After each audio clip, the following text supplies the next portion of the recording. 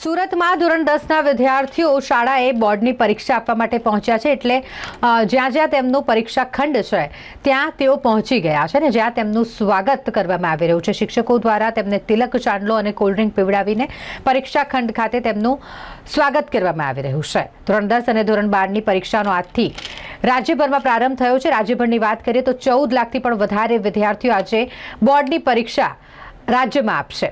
સુરત જિલ્લાની વાત કરીએ તો 1,53,290 જેટલા વિદ્યાર્થીઓ આજે પરીક્ષા આપવાના છે અને તમામને શુભકામનાઓ પાઠવવામાં આવી રહી છે। શાળાઓની વાત કરીએ, પરીક્ષા કેન્દ્રોની વાત કરીએ તો તે પણ સીસીટીવી કેમેરાથી સજ્જ છે। તમામ પ્રકારની સુવિધા અહીં બાળકોને મળી રહે તે પ્રકારનું આયોજન શાળાઓ તરફથી પણ કરવામાં આવ્યું છે।